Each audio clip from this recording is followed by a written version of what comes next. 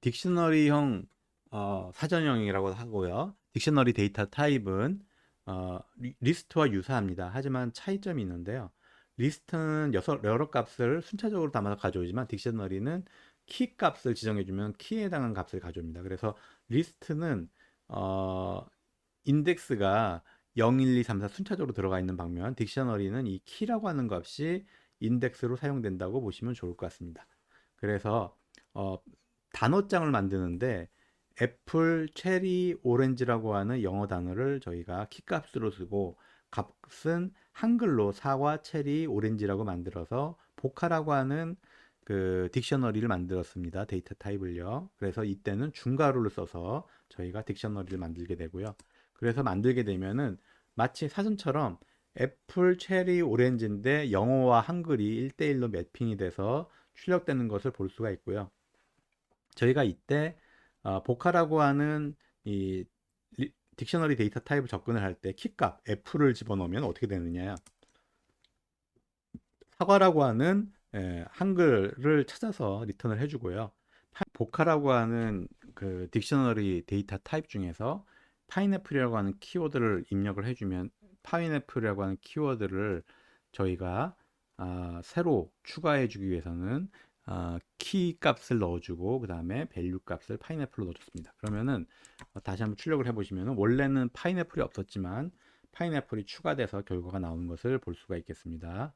그 다음에 이제 삭제할 때는 마찬가지로 del이라고 하는 함수를 써서 이 변수명에 체리라고 하는 키값을 넣어주면은 삭제되는 것을 볼 수가 있고요.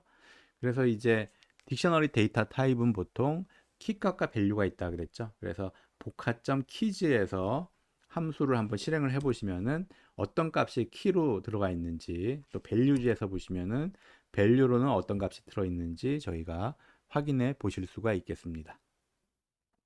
그 다음에 in이라고 하는 함수를 써서 저희가 어, 포함되어 있는지 아닌지 확인할 수 있는데 애플이라고 하는 키워드가 복화에 들어있느냐 있죠. DC는 복화에 없죠. 그러면 펄스로 리턴하는 것을 볼 수가 있겠습니다.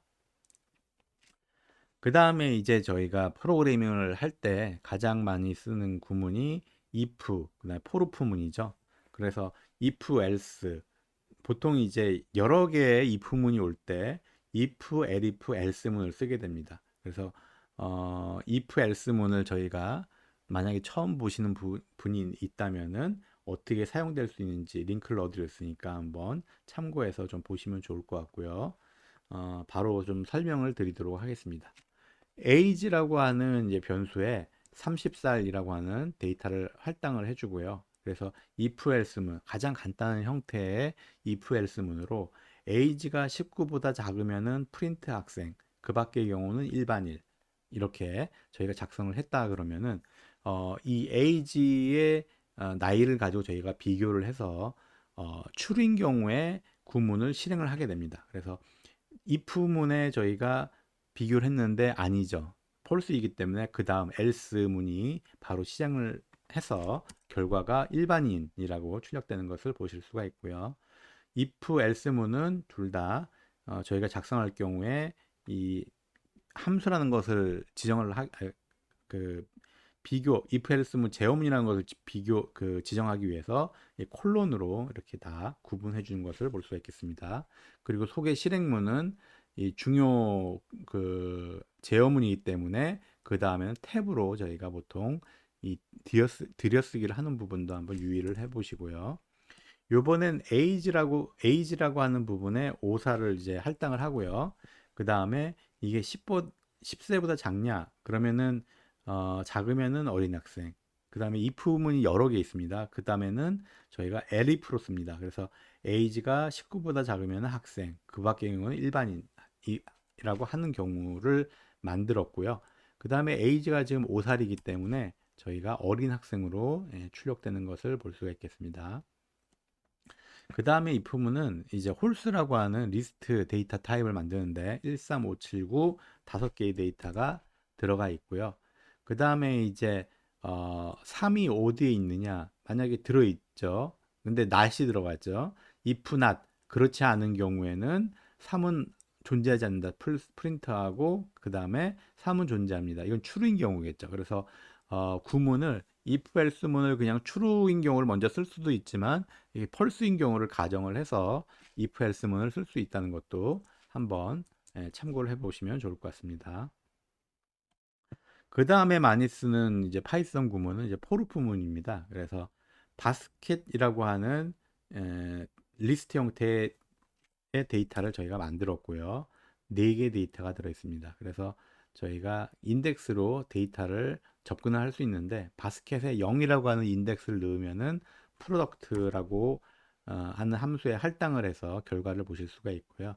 그래서 이제 바스켓이라고 하는 보시면은 4개의 데이터가 들어 있는데 각각의 경우에 저희가 이 인덱스를 가져와서 반복을 할 겁니다. 그래서 for i in basket, i가 이제 바스켓에 들어있는 이제 순차적인 데이터가 될 거고요. 그리고 print i에서 보시면은 저희가 결과를 애플부터 바나나, 체리, 파인애플까지 출력해 주는 것을 볼 수가 있습니다. 지금은 리스트에 값이 들어 있으니까 값을 리턴을 해주고요. 만약에 저희가 range라고 하는 구문으로 이 숫자를 이제 지정을 해주면은 숫자만 저희가 가져다가 출력을 해주겠죠. 그래서 레인지로 저희가 숫자 형태의 리스트 데이터를 만들었고요. 그 다음에 for i, print i 문으로 저희가 13579 홀수를 찾아서 출력해 주는 것을 볼 수가 있겠습니다. 그 다음에는 이제 if 문과 for 문을 이제 같이 조합한 구문을 작성을 해보도록 하겠습니다. 그래서 for i in range 1,10 숫자 형태로 저희가 리스트를 만들어 줬고요. 그 다음에 이제 속에서 이 들여쓰기로 그 다음 단계에 이제 if문으로 실행문을 저희가 작성을 했습니다. 그래서 if가 i가 2인 경우에는 continue 그냥 지속하라는 소리죠. 다음으로 넘어가라는 소리죠. elif i는 8인 경우에는 출력을 하고 브레이크 종료를 하라. 이 브레이크 같은 경우는 실질적으로 포문에 걸립니다. 그래서 포루프는 이제 계속 진행을 반복을 하는데 중단을 하라고 하니까 이제 포루프 문이 이제 중단이 되겠죠.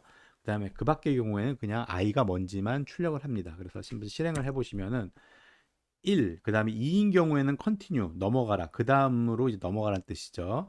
그 다음에 3, 4, 5, 6, 7까지는 그냥 2와 8에 해당하지 않기 때문에 그냥 프린트 i 해주고요. 마지막 8에서 프린트를 해준 다음에 브레이크, 프로그램을 종료하라고 바로 구문이 실행되는 것을 보실 수가 있겠습니다. 이와 같이 여러 가지 기능을 하는 프로그래밍을 저희가 반복적으로 쓰게 된다면은 매번 동일하게 작성하지 않고 함수라는 것을 만들어서 반복적으로 재사용할 수가 있습니다. 그래서 이제 함수를 만들어 볼 텐데 multiply 함수라는 거는 이제 두 개의 a, b 두 개의 인자를 받아서 결과를 c는 a 곱하기 곱셈이죠. 그 다음에 return c 값을 되돌려 주라라고 하는 함수를 만들게 됩니다. 기본적인 함수의 형태가 이와 같이 만들 수가 있습니다. 그래서 def라고 하는 키워드로 앞에 정의를 해주고요. 들여쓰기를 하고 내부에서는 그 다음에 이제 받을 인자를 정의하고 콜론으로 함수인 것을 저희가 정의를 해줍니다. 그 다음에 이제 그 중간에는 프로그래밍을 하고요. 맨 마지막에는 결과값을 어떤 결과값을 되돌려줄지 여기서는 계산된 결과값만 C만 리턴을 해주면 되죠. 그래서 가장 기본적인 형태의 함수를 만들었습니다. 그래서 multiply라고 하는 함수에 2,3을 집어넣으면은 저희가 6이라고 하는 결과가 나오는 것을 볼 수가 있고요. 그다음에 multiply 3,4 하면은 3 곱하기 4는 10이죠. 이런 식으로 리턴이 되는 것을 볼 수가 있겠습니다. 그 다음에는 셀프 인트로듀스 자기소개하는 이제 함수인데 두 개의 인자를 받는 것은 동일하고요.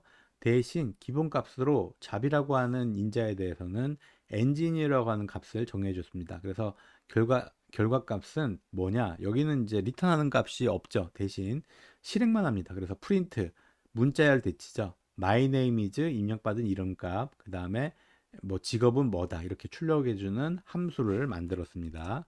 그리고 한번 여기에 메가펄슨이라고 하는 두 개의 인자가 필요한데 하나만 집어넣어 주면은 저희가 결과가 어떻게 나오는지 보면은 my name is 메가펄슨 입력된 값을 출력을 해주고요. 잡이라고 하는 변수를 출력을 해줘야 되는데 없으니까 기본값인 엔지니어를 사용하는 것을 보실 수가 있겠습니다. 요번에는 두 개를 쓸 거니까 다 넣어주면은 결과값이 IT person, teacher 제대로 문자열 대체가 두 개가 다 일어나서 결과가 나온 것을 볼 수가 있겠습니다. 그 다음에 이제 포매팅을 이제 설명드릴 건데 위에서 설명드린 부분의 반복이라고 보시면 좋을 것 같습니다. 인포데이트는 이제 그 날짜, 그 다음에 인포데이는 수요일이라고 하는 두 개의 변수를 정의를 했고요. 그냥 점 포맷이라고 하는 함수로 인포데이트와 인포데이라고 하는 변수의 값을 넣어서 문자열을 대체해 주려고 합니다. 첫 번째 거는 중괄호 0, 두 번째 거는 중괄호 1 이런 식으로 그 문자열 대체에 사용되는 구문으로 넣어줬고요. 그래서 결과가 날짜, 그 다음에 요일 변경된 것을 볼 수가 있습니다.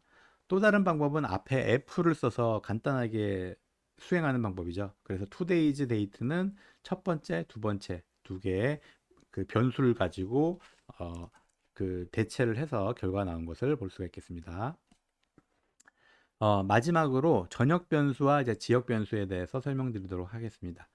바1이라고 하는 값에 10을 넣어주고요. 요번에는 테스트라고 하는 함수를 만들었습니다. 함수에는 a라고 하는 변수 하나만 입력을 받고 입력받은 값을 바1이라고 하는 변수에 할당을 해주는데 위에 거랑 아래 거랑 변수명이 동일하죠. 하지만 이렇게 변수가 이름이 동일하더라도 변수가 적용되는 범위가 차이가 있기 때문에 저희가 전역 변수와 지역 변수라고 하는 용어를 씁니다. 그래서 바원에 a를 넣어준 다음에 프린트 바원 하면은 저희도 약간 헷갈리죠.